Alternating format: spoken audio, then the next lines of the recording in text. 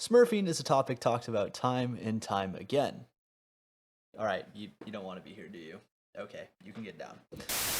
Since my cat doesn't want to be in the video and I'm really shy, let's go ahead and turn off that camera and actually talk about the topic at hand. Why Smurfing hurts the game, why is Smurfing even accepted in the first place, and how could we possibly go about fixing it? I want to say I am no saint and I don't expect you guys to hold people to a saintess level either. I have Smurfed for content. I have hypothetically, since it's bannable, elo boosted. Of course I would never do that, but just in a hypothetical. I've intentionally thrown games, I've been toxic, and I've done many other bad things. I don't want to hold myself to some standard of I am the pillar of the community. Like, I'm not fucking All Might, bro. I'm just a guy who's learning along the way what I believe to be right and wrong, just like the rest of us. We're humans, after all. So I'm gonna give you the reason why I smurfed real quick. I was $40,000 in debt. I needed money. I understood how content worked. I made content. Started a coaching business. Boom. Blew up. Made money. Got out of $40,000 in debt. Pretty proud of myself, I won't lie. But at the same time, I definitely did it in not the most ethical way possible. So to all the players' games that I ruined, and to everyone's experience that I worsened, or even to the players that I made quit the game, I sincerely apologize. That was never my intention. You can go back and fact check me that I'm not kidding when I say I've grown as a person. It has been 9 months since I've made Smurfing content, and I don't plan to do any in the future, unless it is in a controlled environment, which then again, it wouldn't be Smurfing content, it would just be an experimental video. So moving on from that, let's go ahead and talk about why Smurfs actually hurt the game, why Smurfing is accepted in the first place, and how we could potentially fix it. So let's talk about why Smurfing hurts the overall average player's experience, and it's a thing that a lot of content creators, pro players, or even high-level ranked players don't understand. The average player doesn't want to be a content creator and doesn't want to be a professional player. They just exist to enjoy the game, which is a hard concept for some of us maulers to grasp. They simply get on to itch that competitive edge that they had, whether it be high school because they were in athletics, maybe they were one of the people that did music, maybe they were mathematicians. It doesn't really matter where their competitive itch comes from. It's just something that they thoroughly enjoy, and then they found that expression through Valorant. So in order to enjoy something competitive, there's oftentimes this thing called the flow. The flow state, oh my god, Isagi.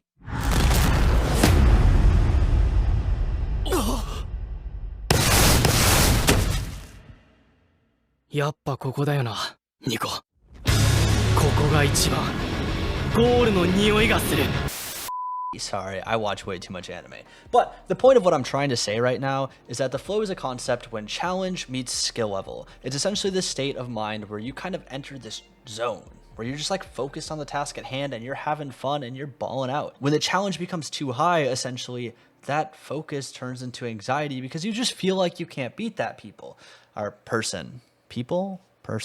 Beat that person. Anyway, ranked anxiety often stems from something along these lines, and why it's hard for people to even hit the Q button in the first place because they feel like they're going to let their team down, and that anxiety of not being able to live up to that skill level is very difficult. Now, on the exact opposite end, Smurfs often experience boredom. I know for a hell that when I was Smurfing Sheriff to Immortal, I was bored as shit because I knew I was better than these players, and it was just a matter of time before I climbed. That's why I had a 70% win rate on smokes, using only the Sheriff to Ascendant 3. The point is that overall brings negativity to the player's experiences because when you're broken out of the flow, as a matter of fact, your learning capabilities goes down, which is kind of leading into my next point. A lot of times Smurfing is averaged to the false pretense of, you can learn from a Smurf.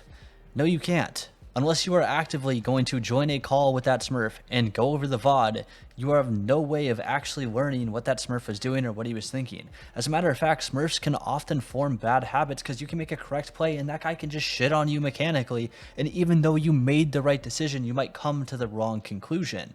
Humans are oftentimes result-oriented, which is a whole different problem with the schooling system and education that I could talk about for hours because I hate it. But that's not what we're here to talk about. A lot of Smurfs, content creators, people that are egotistical will have the feeling of, oh, well, these lower players get the honor of playing against me and they can learn so much. That's just not the case. I know I used to push this narrative too. I understand why it feels that way. As a matter of fact, yes, you can learn a lot from better players, but not when they're just Smurfing on you. Your average Smurf will just run it down, take aim duels, and won't even play the game properly because they know they're mechanically better than you. And since they're not playing the game properly, guess what that teaches you? Well, nothing. It teaches you nothing. On top of this, your teammates don't learn anything either. This goes to all the Smurfs that duo queue with a friend. They're not learning anything because you are literally covering for their mistakes, so they once again will come to a false conclusion that what they did was correct because Smurfy Boy saved the day. It's how your brain learns, and that's the truth. Let's talk about why Smurfing is even accepted in the first place. I mean, it's seen across multiple video games, not just Valorant, and a lot of times it just comes down to the loud minority versus the silent majority. This concept is really simple. The people who believe in one thing are typically at the top, and they're the most vocal about what they believe in, where the majority of the people that are behind the scenes think something, but they don't have the courage to say it, because typically when you say it, you get made fun of. I mean, how many times have you spoke out and been like, hey, Smurfing's kind of cringe, it's not cool, like you suck, you know? And only to be made fun of by haha I smurf your peak or haha I'm better than you. This can be seen in way more than just Valorant, by the way. Politics is one example of this. Now, I'm not going to get into politics because I'm a fucking Valorant coach, but this honestly leads directly to my next point of appeal to authority or bandwagon appeal. I'm not really sure which one it falls under. Any of you literature nuts out there want to let me know, that'd be great. And I'm going to give you the best example that I personally had to live through in terms of bandwagon appeal, the concept of counter strafing. Now, this is a topic that so many people might know about by now. If you're on Twitter at all, or x.com as it's called, you definitely might have seen the drama I was in with the one and only Ye, where basically I stated that counter strafing was worthless inside of Valorant, and he basically said no. I provided facts and evidence, and he said because I said so. And you want to know what everyone sided with? Him. I was mocked as an educator and a coach. I was called a scam, a fraud, and made fun of by a lot of people. There were people that were praying on my downfall that came out of the woodworks that I've never even spoken to in my entire life. All because somebody else's opinion that was better at the game than me and more well-known just said no. Now, if we are going to use appeal to authority, let me try. You don't stop any faster. You just go in the other direction. No, it's literally pointless in Valorant. It actually is no point.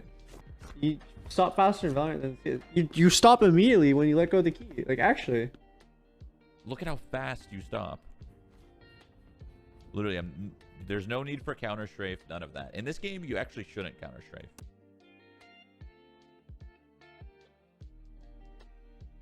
With that being said, how the heck does this even translate into Smurfing? Well, guess what? Your favorite content creators, big community figures, say Smurfing is okay. The average player, when learning the game, says, oh, okay, Smurfing is just a part of the ecosystem. And then it just becomes a vicious cycle, and they don't really think too much for themselves because they see big community figure say, yes, this is how it works. There aren't many people that logically question things anymore, which I really don't understand. And keep in mind that is also an anecdotal statement, and I'm not sure on the actual percentage behind that.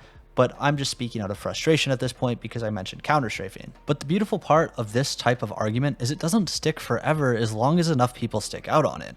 I mean, if you look at the whole argument of counter-strafing, a year ago I was made fun of by multiple pro players and told to be a scam artist. But now I have people like Tens, Chronicle, Shroud, and many other professional high popularity streamers and players that say strafing isn't even worth it, or that it just simply doesn't make a difference and it's pure preference. Now, how could you even fix Smurfing if you wanted to? I mean, after all, the game's free and you can make as many accounts as you want to. Well, that just depends on how much of your privacy you're willing to give up. For example, there are multiple options that you could potentially fix this issue or just at least minimize it. For one, the Korean League of Legends system requires you to use your social security number and a confirmed bank in order for you to even make an account that's eligible for the competitive game.